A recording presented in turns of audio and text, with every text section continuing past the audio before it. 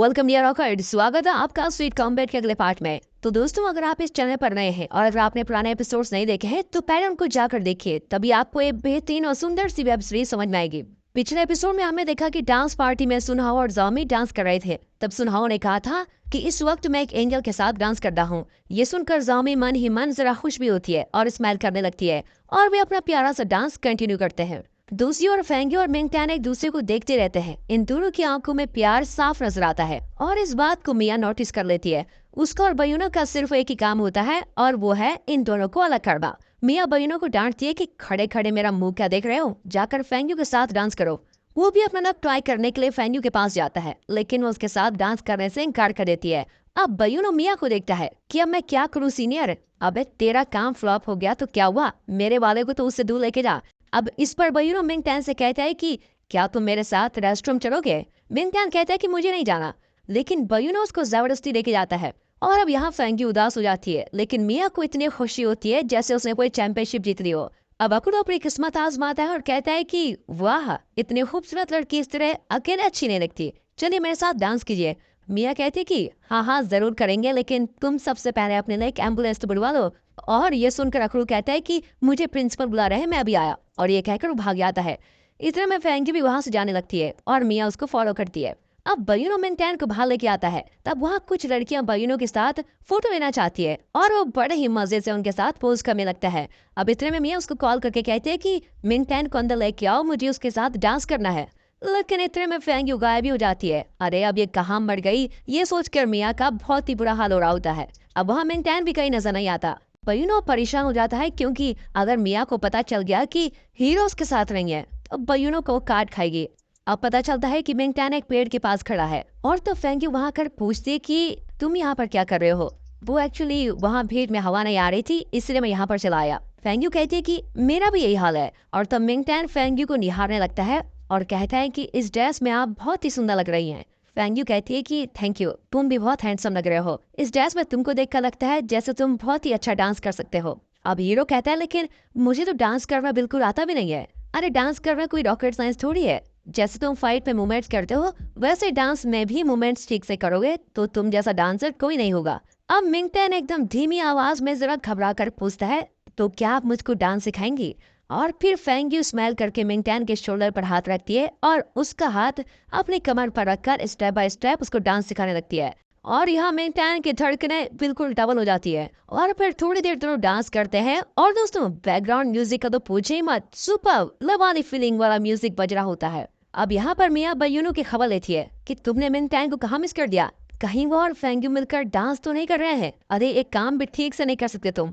अरे आपने कौन सा ढंग का काम कर लिया है सीनियर, आपने भी तो फेंगी को मिस कर दिया। अब मैं किसके साथ डांस करूंगा, क्यों ना आप और मैं डांस करे। और मिया फिर डांटती है कि मैं क्या हाथ तुम्हारे साथ डांस करने के लाई थी। और तब इस पर बयूनो मिंगटैन जैसा एक मास्क पहनकर आता है और कहता है कि अब तो आप मेरे साथ डांस करेंगी ना। और फिर मिंगटैन का चेहरा देखकर मिया बहुत ही खुश होकर उसके साथ डांस करने लगती है। लेकिन वो जब भी अपना फेस दिखाता है तो मिया डांटती है कि अरे ये अपना फेस हटाओ यार, उसी का फेस रहने दो, मजा आता है। और इस पर वो मुड़कर डांस करने लगते हैं। अब इस तरह ये दोनों एकदम क्यूट डांस करने लगते हैं। अब इन दोनों को देखकर जाओमी और सुनहाओ कहते हैं कि इन दोनों की जोड़ी बहुत ही अच्छी लग रही है। दूसरी ओर फेंगी और मिंगटैन डांस कर चुके हैं और फेंगी मिंगटैन को अपने घर लेके भी आई है। अब क्योंकि कुछ दिनों में टूर्नामेंट स्टार्ट होने वाला है, इसीलिए वो उसको डिफरेंट फाइट मूवमेंट समझाती है। तुम्हें अपोनेंट के मूवमेंट्स को भी बहुत ध्यान से ऑब्जर्व करना होगा और तुम्हें पता होना चाहिए कि वे किस तरह की फाइट टेक्निक्स यूज करेंगे। यहाँ तुम एक बहुत ही अच्छी टैलेंटेड फाइटर के साथ फाइट करने वाले हो। ये कहकर वो अपने भाई फेंग जोयू की तरफ इशारा करती है। और मिंगटैन कहता है कि ये तो बहुत छोटा लड़का है। तब फेंग जोयू कहता है कि मैं उम्र में भला ही छोटा जरूर हूँ, लेकिन मैंने आपसे ज्यादा ट्रेनिंग रखी है। इतना ही नहीं, मैं भी देखना चाहता हूँ कि आप में ऐसा क्या है कि जो मेरी दीदी आप पर हमेशा फिदा रहती है। और इसको सुनते ही फेंगी उसको गुस्से में देखती है और फिर मिंगटैन फेंग जोई से फाइट करने लगता है। फेंग जोई सच में टैलेंटेड फाइटर है और वो मिंगटैन पर लगातार अटैक करता है। मिंगटैन डिफेंस के अलावा कुछ कर ही नहीं पाता। फेंग जोई उसको खूब अटैक करके नीचे गिरा देता है। अब फेंगी उसको फिर कोशिश करने को कहती है। मिंगटैन वैसा ही करता है और दोनों फाइट करने लगते हैं। अब इस बार मिंगटैन फेंग जोयू की सारी मूवमेंट्स को एनालाइज करता है और वो नोटिस करता है कि फेंग जोयू के मूवमेंट्स बहुत ही फास्ट हैं, लेकिन उसके पंचेस उतने स्ट्रांग नहीं है और सोचने लगता है कि इसका फायदा उठाकर मैं उसको जीत सकता हूँ। अब इस तरह प्लानिंग करके वो एक छोटे गैप में फेंग जोई को एक तगड़ा पंच मार कर गिरा देता है और फिर मिंग टैन उसको उठाकर कहता है कि तुम ही विनर हो। अगर मैं अपने से बड़े लड़के से फाइट करता तो शायद एक ही राउंड में फ्लैट हो जाता, लेकिन तुमने मुझसे बहुत ही अच्छी फाइटिंग की और मुझको गिरा भी दिया था। मेरे लिए तो तुम ही विनर हो। और तो फेंग जोई कहता है कि ठीक है, आप इतना अच्छा बनने की भी कोशिश मत करो। आप सबसे बहुत ही अच्छी फाइट करते हैं, लेकिन मेरी दीदी को पाने के लिए सिर्फ यही काफी नहीं है। और ये कहकर वो काफी कुछ गुस्से में भी कहने लगता है क्योंकि वो हार गया है और कहते कहते भाग जाता है। तब फेंग यू कहती है कि मेरा भाई इस छोटी सी उम्र में हमारी कंपनी का सीईओ बन गया, इसीलिए वो खुद को बहुत ही बड़ा आदमी समझता है।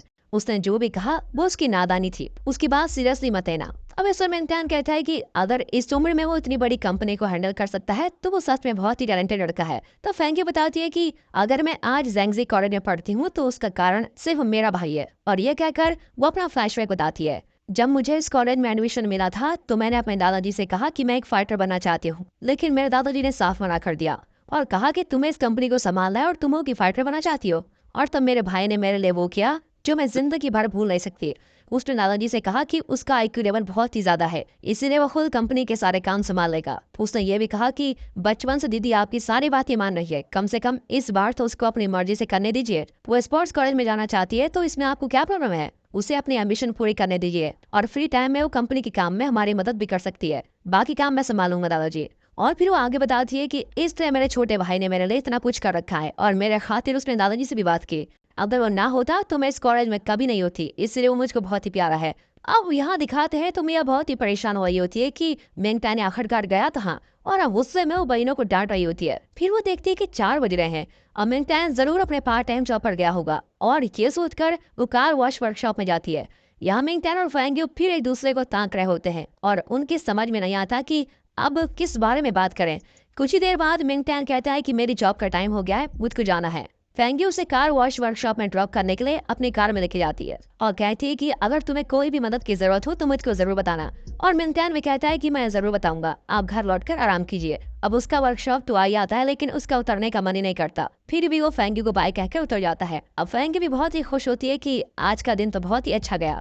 अब वर्कशॉप में दिखाते हैं तो मिया को कार वॉश करते देख मिंग टैन बिल्कुल ही चौंक जाता है। वो कहती है कि पार्टी से तुम अचानक कहाँ गायब हो गए थे, इसीलिए मैं तुमको ढूंढती हुई यहाँ पर आ गई। अब चलो बहुत काम पड़ा है।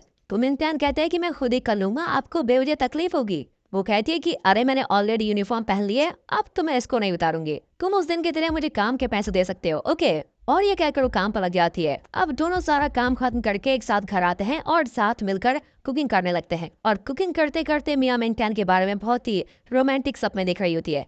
अब इतने में फेंग यू मिंग टैन के लिए कुछ चीजें लेकर वहां जाती है और तब खिड़की से उसको साफ नजर आता है कि मिया हीरो की फैमिली के साथ मिलकर खाना खा रही है और वो मिंग टैन को खाना भी खिला रही है। ये देखकर तो फेंग यू का दिल ही टूट जाता है और वो दुखी होकर घर लौट जाती है। घर पर वो ये सोच रही होती है कि अगर उसको कुकिंग में हेल्प चाहिए थी तो उसने मुझसे क्यों नहीं कहा, उसने मिया को क्यों बुलाया। और अब वो मिया से जरा जेलस फील करने लगती है। अब अगले दिन दिखाते हैं तो सारे क्लास में टूर्नामेंट की भरपूर तैयारियां चल रही होती है और 1 बाय 1 हमें सारे क्लास को दिखाते हैं और आखिर मिंग टैन को दिखाते हैं जो अब दोबारा प्रैक्टिस कर रहा है। और दोस्तों इसी के साथ ये एपिसोड यहाँ पर खत्म होता है। दोस्तों हमें विश्वास है कि इस सीरीज के हर एपिसोड की तरह ये एपिसोड भी आपको बहुत ही पसंद आया होगा।